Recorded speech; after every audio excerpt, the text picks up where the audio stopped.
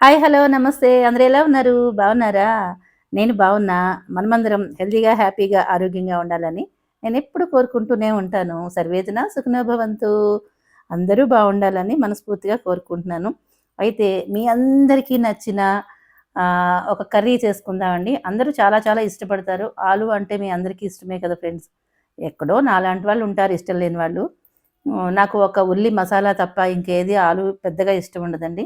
ఆలు తెచ్చి ఇంట్లో పెట్టాము. అవన్నీ మొలకలొచ్చేయడం అట్లా అయిపోతున్నాయి. మొలకలొచ్చినవి వాడకూడదంటున్నారు. మొలకలు రాకుండా వాడేస్తే అయిపోతుంది కదా! అని చెప్పేసేసి ఈరోజు ఆలు కర్రీ చేస్తున్నాను. కొంచెం వెరైటీగా ఉంటుంది. మీరు చూసి నచ్చినట్లయితే మీరు కూడా చేసేసుకొని నాకు కామెంట్‌లో తెలియజేయండి. ఆలుగడ్డలని శుభ్రంగా కడిగేసుకుంటాం కదండీ ముందు. కడిగేసుకున్న తర్వాత పీల్ చేసేసుకొని ఇట్లా పొడుగు పొడుగ్గా కట్ చేసుకోండి. ఎప్పుడూ కట్ చేసుకున్నట్టు కాకుండా కొంచెం డిఫరెంట్‌గా ఉందనుకోండి చూడ్డానికి బావుంటుంది. పిల్లలు ఇంట్రెస్టింగ్‌గా కూడా తింటారు. ఇలా సన్నగా పొడుగ్గా కట్ చేసుకోండి. చూసారా? ఈ కొత్త ఆలుగడ్డండి ఇది తొందరగానే ఉడికిపోతుంది. ఉడకడానికి పెద్ద సమయం ఏమి పట్టదు. కట్ చేసుకున్న ఆలుగడ్డ ముక్కల్లోని ఏం చేస్తారంటే నీళ్లు పోసేసేయండి. నీళ్లు పోసేస్తే ఏంటంటే దీంట్లో ఒక స్టార్చ్ అనేది ఉంటుంది గదా! ఆ విధంగానైనా కొంచెం స్టార్చ్ పోతుందనమాట. కాసేపు అట్లాగా నీళ్ళల్లో నానిందనుకోండి స్టార్చ్ నీటిలోకి దిగుతుంది కదా! ఆ విధంగా కొంచెం స్టార్చ్‌ని తగ్గించిన వాళ్ళమవుతాము. ఇప్పుడు మీకిది చూపిచ్చే ఆకుకూర మెంతి కూరండి. మెంతి కూర శుభ్రంగా ఆకుని తెంపేసేసుకొని 4, 5 సార్లు కడిగేసేసుకొని నీళ్ళల్లో వేసుకొని పెట్టుకున్నాను. ఇలా శుభ్రంగా పిండేసేసుకొని నేను సన్నగా ఒక చాపర్‌లో వేసేసుకుంటాననమాట. మీరు సన్నగా కట్ చేసుకొని పెట్టుకోండి. చాపర్ ఉంటే చాపర్‌లో వేసేసుకోండి. ఇదిగోండి చూసారా నేను చాపర్‌లో వేసుకొని పెట్టుకున్నాను. మీకు అర్థమైపోయినట్టుంది. ఆలు మేథి కర్రీ అనమాట. మేథి ఆలు కర్రీ సూపర్‌గా ఉందండి. చాలా చాలా బాగుంది. తిన్నాకనే నేను మీకు ఈ వీడియోని అప్‌లోడ్ చేస్తున్నాను. దానికి కావాల్సింది పోపు వేయించుకోవాలండి. ముందుగా స్టవ్ వెలిగించుకొని, మూకుడు పెట్టేసుకొని, దాంట్లో కొంచెం మినపప్పు వేసుకున్నాను. ఒక 2 స్పూన్లు మినపప్పు వేసుకోండి. అలాగే ఒక 2 స్పూన్ల ధనియాలు వేసుకొని, కొద్దిగా ఆయిల్‌లో వేయించేసుకోవాలనమాట. వేయించుకున్న తర్వాత ఇదిగోండి మీకు కారానికి సరిపడా ఎండుమిరపకాయలు వేసుకోండి. ఎండుమిరపకాయలు కూడా ఇలా వేగాలనమాట. వేగిన తర్వాత కొంచెం కరివేపాకు వేసేసేయండి అందులోని. కరివేపాకు మన కళ్ళకి మంచిది, జుట్టుకి మంచిది కాబట్టి కొంచెం నేను ఎక్కువైతే కరివేపాకు వాడుతున్నాను.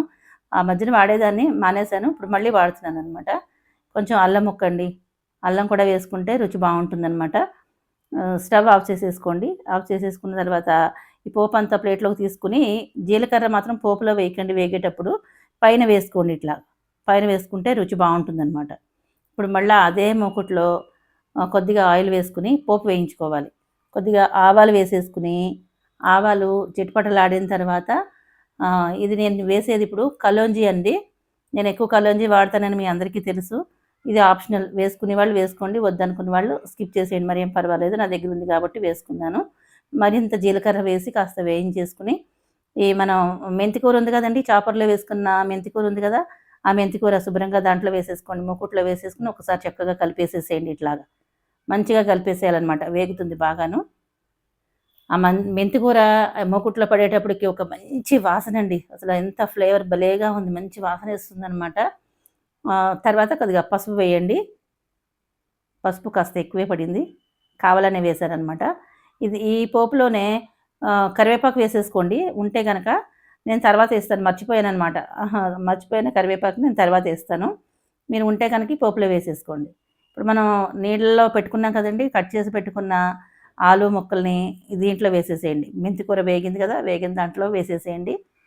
ఇప్పుడు కొంచెం ఉప్పు వేసుకోండి.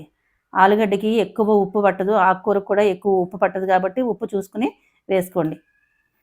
మీకు కారం వేసుకుంటాం కాబట్టి ఆ కారానికి తగినట్టుగా ఉప్పు చూసుకొని వేసుకోండి. చక్కగా అడుగు నుంచి పై వరకు మెంతి కూర, ఈ పోపు అంతా కలిసేంత వరకు చక్కగా కలిపేసేసేయండి ఇట్లాగా. చాలా ఈజీగా చేసుకోవచ్చు ఫ్రెండ్స్. ఎంత బావుందో తెలుసా? సైడ్ డిష్ లాగా ఎంత బావుంటుందో.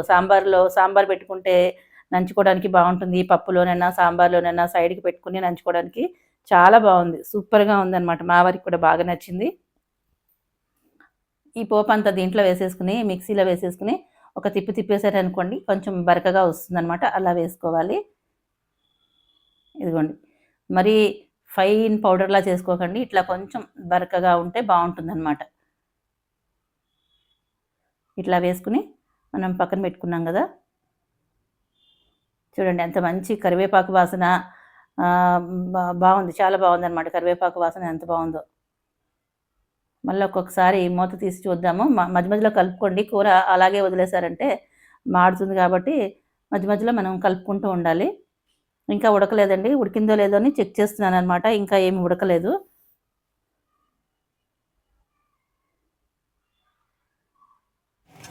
మనం ఇట్లా పెట్టేసి ఒకసారి మూత పెట్టేసుకుందాము. ఒక 2-3 నిమిషాలు అయ్యిందండి. అయిన తర్వాత మళ్ళీ ఇంకొకసారి చెక్ చేసుకుందాం.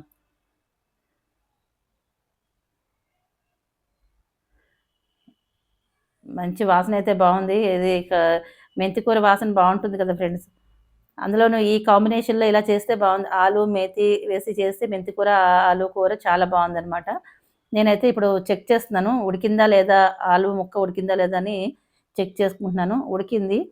కానీ ఆ స్పూన్‌తో కట్ చేసే కంటే నా చేత్తో నేను ఇలా ముట్టుకొని చూస్తే నాకు ఉడికిందో లేదో తెలుస్తుంది కదా! అందుకని అనుమానం ఉండొద్దని చెప్పి ప్లేట్‌లో ఏసుకొని నొక్కి చూస్తున్నాననమాట. చక్కగా ఉడికిపోయింది. అది మీకు చెప్తున్నాను ఉడికిందనేసి. ఈ పొడి ఉంది కదండీ! మనం కారం వేసుకున్నాం కదా! మిక్సీలో మినపప్పు, జీలకర్ర ఇవన్నీ వేసుకున్నాం కదా! ఎండుమిరపకాయలు ఇవన్నీ, కరివేపాకు అదంతా కూడా దీంట్లో వేసేసుకోవచ్చు. మీకు మరి కొంచెం కారం కావాలంటే కనుక పోపు వేయించుకునేటప్పుడు ఈ మిరియాలు కూడా వేసుకోవచ్చండి. మిరియాలు వేసుకునేమటైతే కొంచెం కారం తగ్గించేసుకొని, ఎండుమిరపకాయలు తగ్గించుకొని, మిరియాలు వేసుకోవచ్చు. ఇప్పుడు కరివేపాకు వేస్తున్నా చూడండి. కారం వేసేసాను కదా!